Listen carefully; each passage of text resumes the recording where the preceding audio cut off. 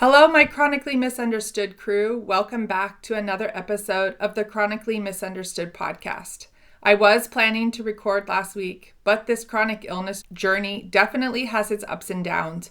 Wow, last week was a doozy. My energy was low all week, and I was in a lot of pain one day in particular. My guess is that it was related to a shift in my hormones. I was reminded again how closely hormones and mast cells are tied together.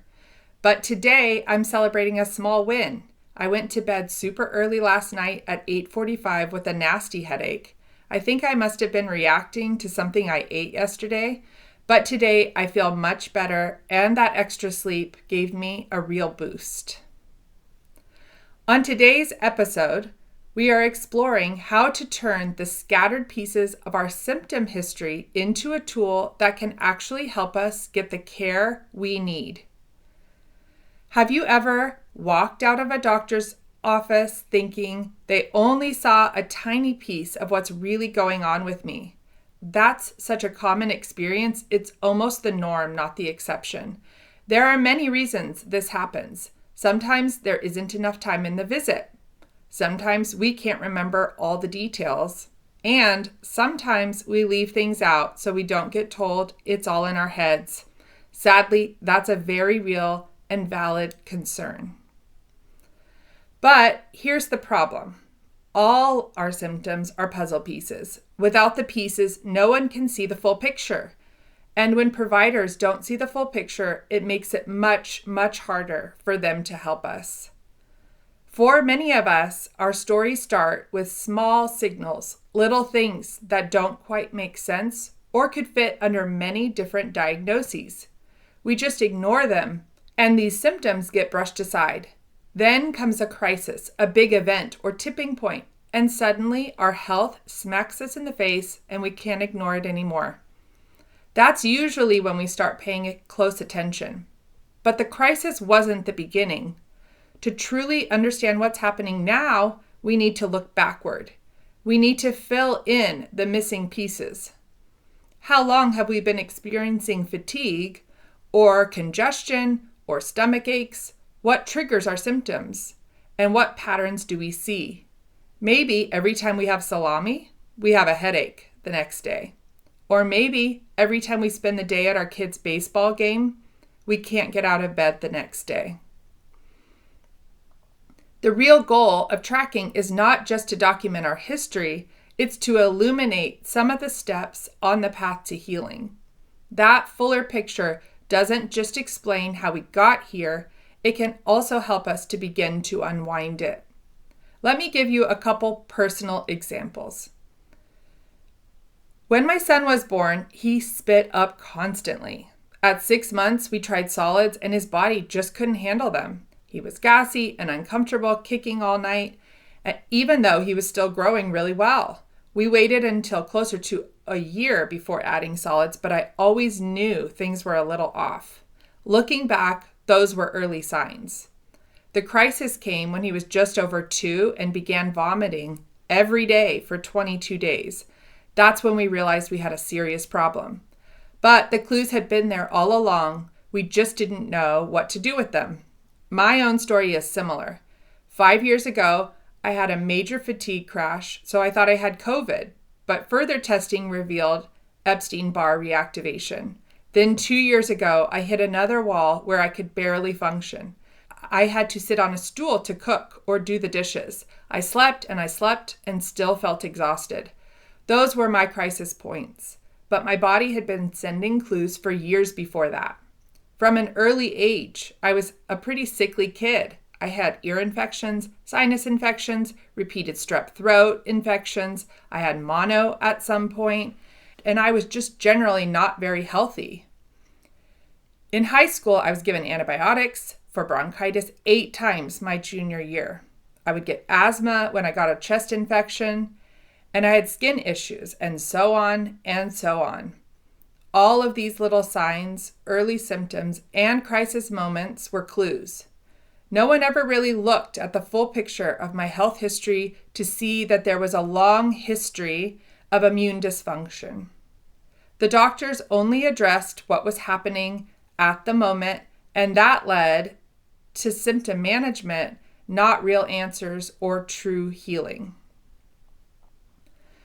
Part of why this happens is the structure of our medical system. In the US, the average doctor's appointments is only about 15 minutes. That's not nearly enough time to understand someone's full story. On top of that, doctors are siloed into specialties, which works great in certain situations. If I needed heart surgery, I would definitely want a cardiologist with extensive heart knowledge and experience. But for those of us with complex and often chronic conditions, our issues don't fit neatly into one box. They span multiple body systems and multiple medical disciplines. Let me give you a few examples of how this can interfere with getting the right care. You go to see a cardiologist for lightheadedness. They check your heart rhythm and maybe do testing and imaging. But if you don't mention rashes, they definitely won't think about mast cell activation. Or you go to see a dermatologist for repeated hives. They treat the skin. They give you a cream or medication. But if they don't know you also have gut pains and headaches, they might not connect it to histamine. You could tell a rheumatologist about joint pain. They test for arthritis, but without mentioning brain fog or fainting, they'll miss possible POTS or autoimmune overlap. Or you could go to a neurologist for migraines. They focus on your head. They prescribe medications, but without knowing you get dizzy after standing, they won't connect it to dysautonomia. Has this happened to you? I think it has happened to most of us. The more scattered our stories are, the harder it is for anyone to see the bigger picture. That's why I created a medical history worksheet for you, to help you to organize your story. And I recommend treating it like a living document. Don't fill it out all at once. Add to it as the memories surface or as a connection strikes you. Ask your parents what illnesses you had as a child. Remember times you were unusually sick or had odd reactions. Maybe you realize you had mono, or you remember tick bites or notice food patterns. All these little things matter. Are you ready for a couple of my own random clues? My mom says that my toes touched my shins as a baby. Hello, hypermobility. I have had multiple chiropractors mention how twisty I am, but the word hypermobile never came up. Instead of touching my toes, I have always been able to put my hands flat on the ground. I just thought it was a party trick. I had no idea hypermobility would be a driver for pain and something I should really know about before I have any surgeries. Here's another one.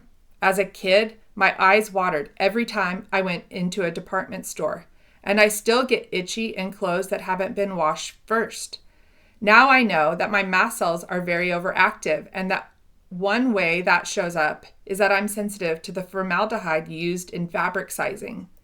These tiny clues show that I have been dealing with issues far longer than the crash I had 5 years ago. This helps me and my doctors to know that my hypermobility is not just the result of an injury, and my mast cells have been very overactive since childhood. This helps to connect all the dots of my frequent illnesses as a child and my stressed out nervous system, all of which contributed to the major crash. I want you to think like a detective and make note of all the little strange clues, all the health-related comments you have received. Every time you've been called sensitive or different or unusual. Maybe these discouraging comments can be helpful clues. Now we're going to build our medical history puzzle in 3 steps. First, we're going to write down everything that is currently going on, from our current symptoms and their impact to all the supplements, medications, and treatments we are currently doing right now. Give yourself a pat on the back for all the hard work you're doing to take care of your sensitive body. Then write down everything you remember of your crisis experience. For me, those crashes were kind of traumatic and definitely seared into my memory. But I have realized that no one else really knows what that experience was like, especially if they weren't living with me. The fatigue and exhaustion and pain can cause us to block out what that experience was like, but it's really important to remember how sick we were at our lowest. Partly this is for our doctors and family, but partly it is for us. It can be easy along the healing journey to get discouraged, to think that nothing has improved. But hopefully the trend is actually up. Even with setbacks and hard days, we are making progress. And then lastly, we're going to get curious about any and all hints and clues we can think of from the past and present. To help you gather all the information and the little clues, I have created this free guide for you. You can find the link to download in the show notes. I have created a version you can print and fill out, or a spreadsheet version if you prefer to type things in. Okay, let me walk you through the pieces I have included. The guide has 7 different parts, so feel free to use whichever parts and pages are most helpful to you. First, in the daily function snapshot, you'll document your current symptoms and how they affect your daily life. Instead of writing, "I'm a little tired," write, "I can't cook without sitting," or "I need breaks to do dishes." Since symptoms can be subjective, it can be hard for people to understand that fatigue doesn't mean you need a 20-minute nap this afternoon. When we show how our daily life and functioning is being affected, it is easier for doctors and family to understand the level of impact we are dealing with. I don't know about you, but I don't walk around telling people I am constantly in pain, so it can look like I'm fine when I'm not. Or people will see me smiling and functioning at an event or party, but I slept all day before I got there, and I will need 4 days in bed to recover after. That is a very different level of impact than I feel tired most of the time. Next, in the intervention snapshot, you can record what you've already tried and what you're currently doing. Many of us have spent years trying medications, supplements, and treatments, and it's hard to keep it all straight. Without documentation, new doctors might recommend things you've already spent months on. And in the moment, it's so easy to go blank when asked about dates or timelines. Every time I'm asked how long I've been taking a certain supplement or medication, I honestly have no clue. That is info that my brain just does not store. If you can include when you started or how long you stayed on something, you'll be able to communicate clearly, "I've taken this for the last 6 months consistently," instead of just saying, "I think I tried that once." Now that we have a picture of what life looks like right now, we're going to go back. What happened when everything changed? What was the crisis moment in your health journey that changed your lived experience? How old were you when things got really hard? Did something in your life trigger this flare? Write your story. It really matters. Now we can start looking for clues. Start by filling in your health timeline, the past illnesses, diagnoses, or events that might be connected. I like to arrange my timeline in chunks of time, maybe decades or whatever logical sections of time. For my son, because he's only 11, I listed birth to 2, which is before his crisis, then 2 to 7 when we were deep in the health struggle, then 8 and 9 when his health seemed to stabilize, and lastly 10 to present when I'm noticing a decline in his health. For him, that made the most sense because those segments of time were different in their symptoms and profile. Now for me, because I'm older, I split my timeline into childhood, when I had many ear infections, strep throat, sinus infections, mono, and so on, teens and young adulthood, when I had nonstop bronchitis, mid-20s to 30s, when I was my healthiest, and then 38 to present, when I had my big crash. Now, I don't know about you, but I don't have detailed medical records from my childhood, and I can't remember exactly when I first had mono, but my best estimate is around 10 or 11. What matters is not the exact date, but the ballpark timeline. Between mono and 5 years ago, when I first tested for Epstein-Barr reactivation, I had many illnesses. Maybe that EBV was active for a lot longer than the last 5 years. It's impossible to know for sure, But without a timeline, those possible connections are invisible. Also, to help you prep for your appointments, I included a page for your questions and notes because I guarantee you will forget any question you have in the moment, which is so frustrating when you have waited for months to see a doctor. And for those who find it helpful, there's also a food and mood journal and a symptom tracker. The more we organize ahead of time, the more confident we feel walking into appointments. Instead of scrambling, you can hand your doctor these pages, and that changes the dynamic completely. For those of us with brain fog or chronic fatigue, this is such a relief. You don't have to hold it all in your head anymore. These worksheets are especially useful for first appointments or when seeing a new doctor because they show your story quickly and succinctly and in context. There are some added benefits to gathering your information in this way too. First, this workbook can also be helpful outside the clinic. Family members often don't realize how much we've been through or how many things we've actually tried to get better. Sharing parts of this worksheet can give them a fuller picture of your daily life and what you've tried. Also, this can even help if you're applying for accommodations at work or school because it documents your lived experience in a clear way. And finally, parents, this can be especially helpful for kids with ADHD, autism, or even picky eating. Often a crisis moment makes you wonder if there's more going on. This worksheet helps you track not just what's happening now, but also how things have shifted over time. Has picky eating become more intense? Have sensitivities increased or eased? These details give you and your child's provider a clearer understanding. Okay, now a little reality check and encouragement for us perfectionists. If you're feeling exhausted or overwhelmed, remember, you don't have to fill it out all at once.